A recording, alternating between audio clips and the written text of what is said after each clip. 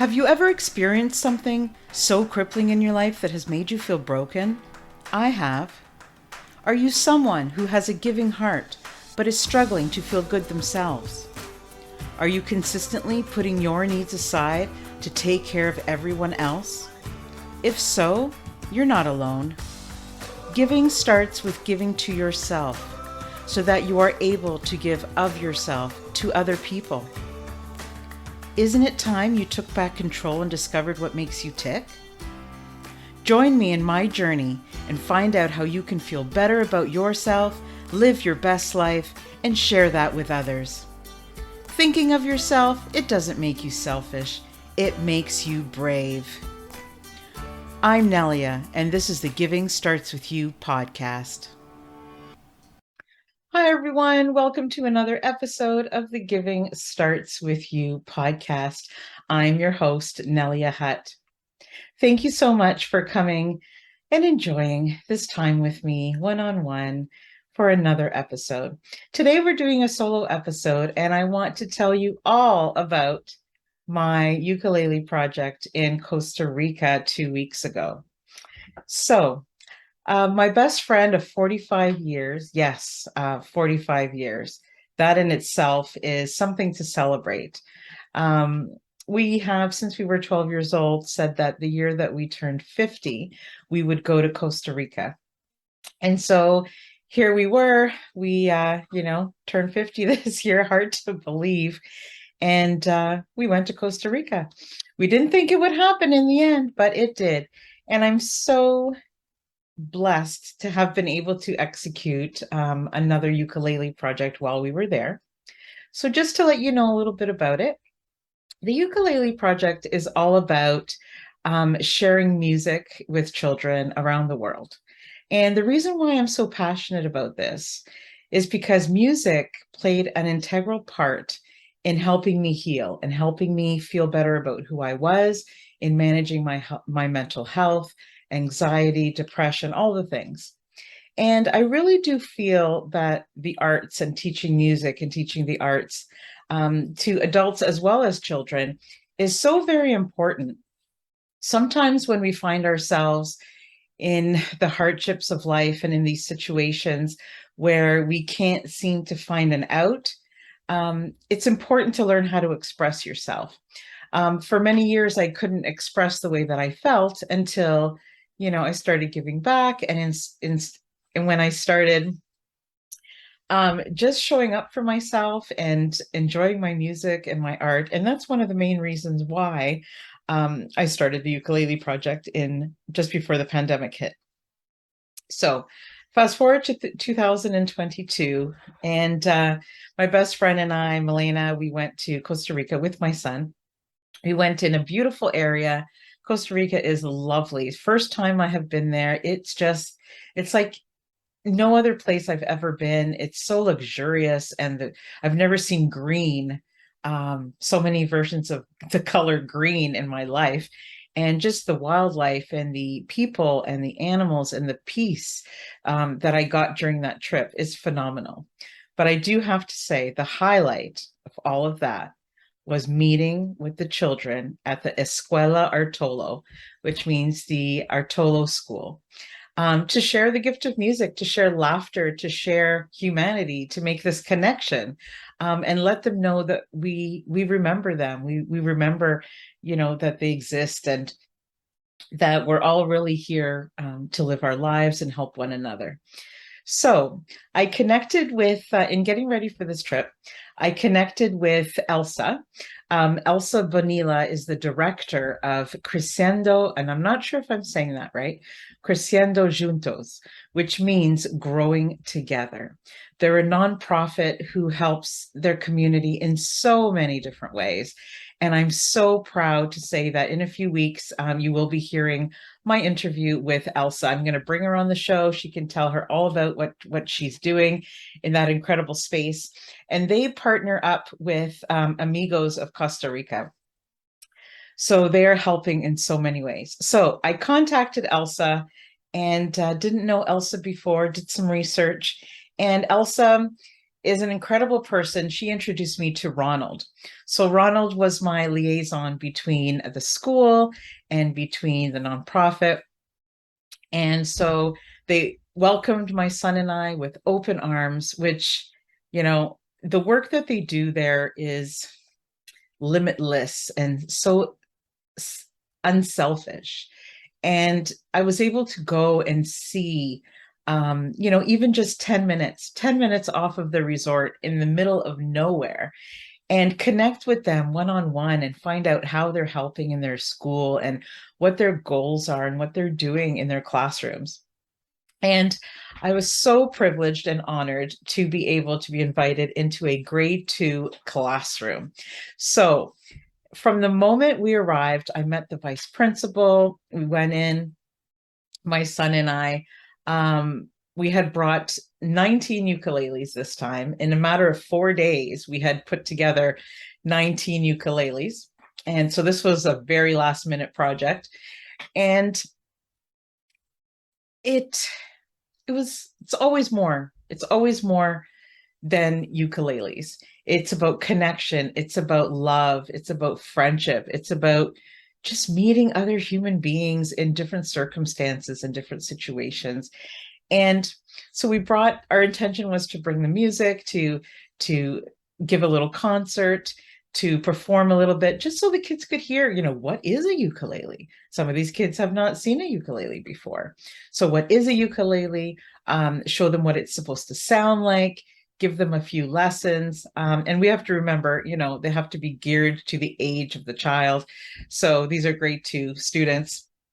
And they amazed me. They amazed me by their skill, their excitement, their genuine, I don't know, just they're so in awe of wanting to learn. And hey, this is somebody from Canada who's coming, and wow, Canada's so cool. And they came to see us, and it was just it was surreal. So from the moment we arrived into the classroom, um, it's so kind, because they know that we're coming and we've set this up and everything.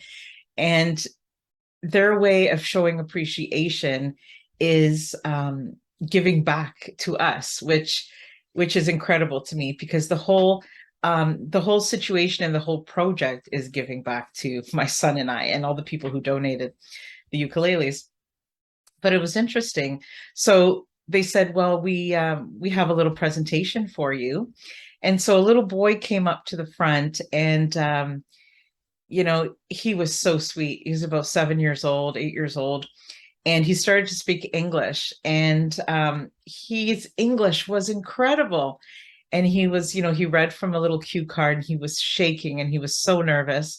And he says, welcome to Costa Rica, welcome to the school. And he said some beautiful things. And then you could tell he was brave. He was so brave in that moment.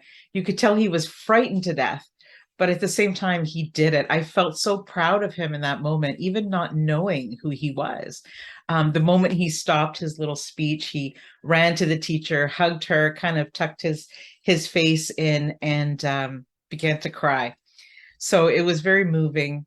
Then another little girl came up, and they had made traditional sweets for us, which was incredible. Like, what a welcome, right? So they were made of corn, and they offered them and a beverage to me and my son. And then we started, before we unpacked the ukuleles and handed them out, because we know that that's the kids' favorite part. Before we did that, we just wanted to introduce the ukulele. We wanted to talk about ourselves. So we explained who we were and what we were doing there and why we chose them. And then I drew on the board. I put a couple of chords up there, and I said, it's got to be age based. I don't want the kids to feel overwhelmed. I want them to feel encouraged. So my son played, and I sang some songs, and we did a little dance with the kids. We went into a circle. We did a little show for them. We tried to engage them as much as possible. We learned their names. We learned a little bit about them. And then it was time to hand out the ukuleles. So before I go on, I just want to say thank you.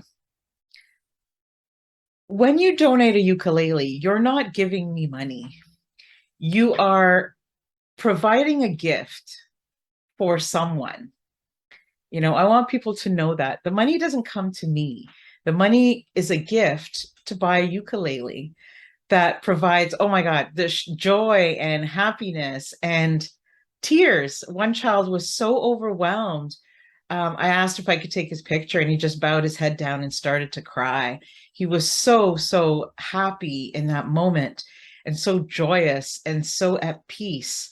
And he was feeling so appreciative and grateful for having that ukulele.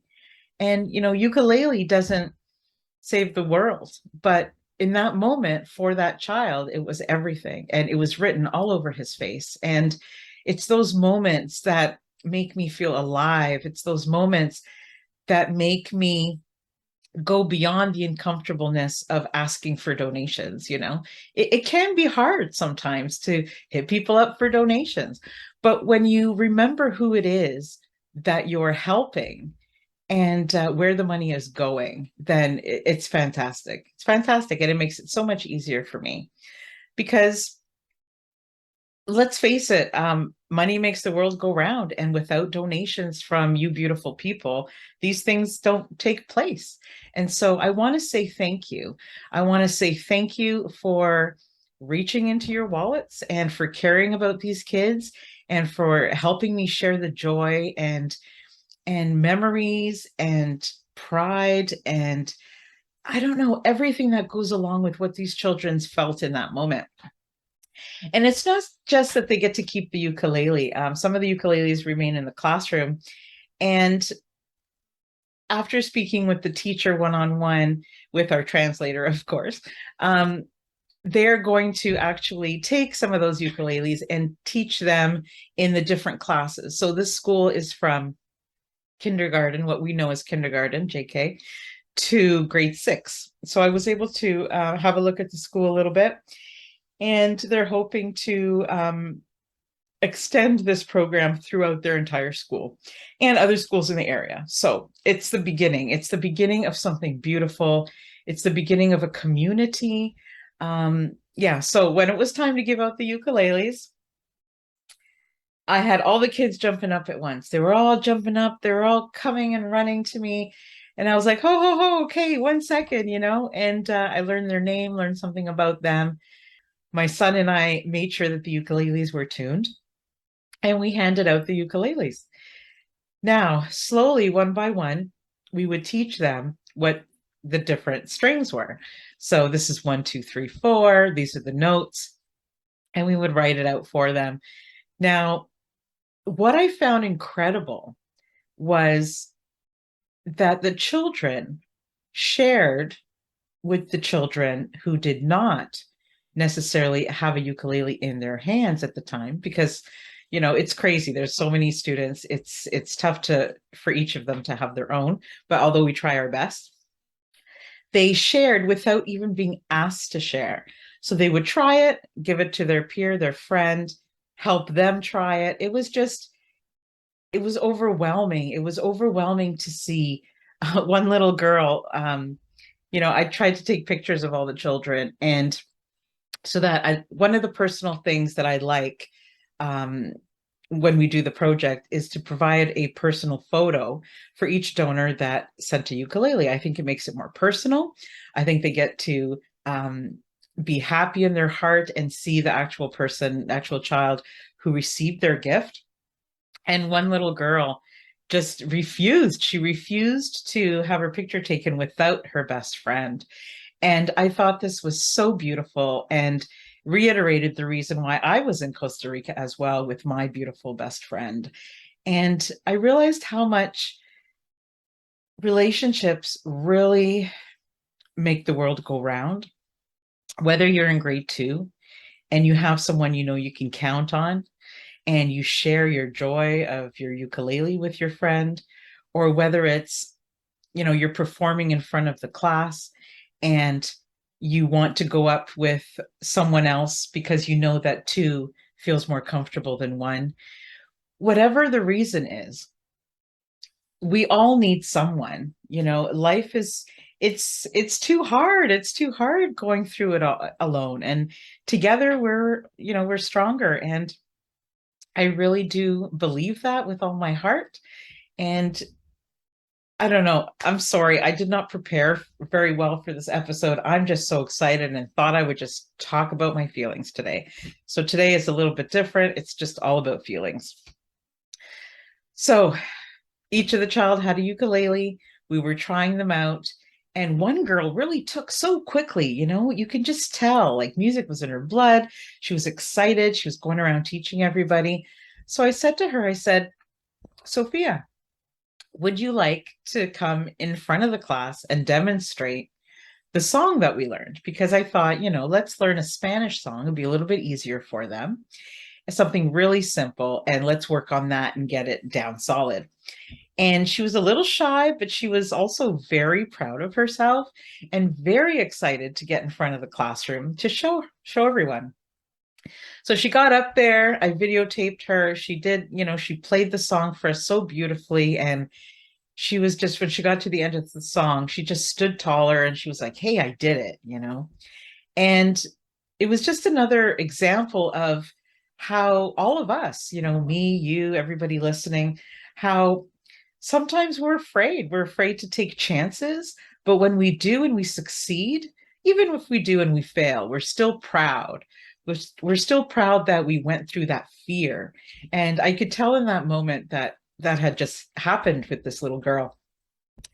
But as soon as everybody clapped, all the little children and the teachers there and the vice principal, they clapped for her when she finished her performance. They, one by one, it was like it happening in slow motion. One by one, they all went behind each other, formed a line, and said, I want to go next. I want to go next. And even the shyest of children, the ones that were kind of backing away from conversations or were kind of hanging out by themselves in the side of the room, got up. They got up, they got in that line. They wanted to share what they had learned with their peers and with me. And so one by one, I think there were 25 kids in all.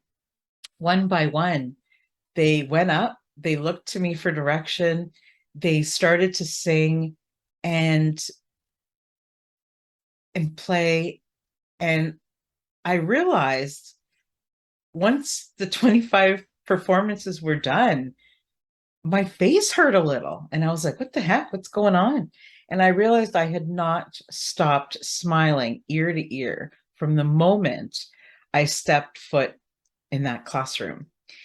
And I just want everybody to know, I had some comments on Facebook recently that say congratulations and well done, and all of these, although these comments are remarkable and very, I'm very pleased to be able to read them, and they do mean a lot. Creating this project doesn't make me a better person. It doesn't make me an amazing, incredible, selfless person. It just makes me more aware. It helps us create the impact that we want in the world. It helps to create love. It helps to create connection. And it also helps me. It helps me day to day, planning things like this and thinking about this, and the memories that stay with me forever. They help me when I'm anxious. They help me when I'm depressed. They help me when I feel that my life has become mundane or day to day, and it's just the same old thing over and over. You go to work, you come home, you do the things. And being an adult, sometimes it's tough having all the responsibilities. And these projects not only help me, but I know are helping other people. That's why I'm so passionate, and I want to help you. I want to help you figure out what you like to do. I want to help you think of what is important to you, you know, and create your own passion project. The reason why I want everybody to create their own passion project is because I don't know of anything more that I have experienced in my personal journey in my personal life that has healed me more than that. It doesn't have to be music. It could be quilting, it could be writing, it could be drawing, it could be education of any kind. It could be entrepreneurship. It could be connecting elderly with teenagers. It could be anything, something that you are passionate about. So many times I encounter people that say, well, I'm not good at anything. I have a good heart and I want to help, but I don't have anything to give.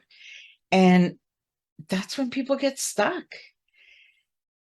There's so many people out there who need you. There's so many situations who need people like you, who need people like me to come and guide them and to show them how we can connect the world. We can connect the world through travel, music, giving, art, business, everything.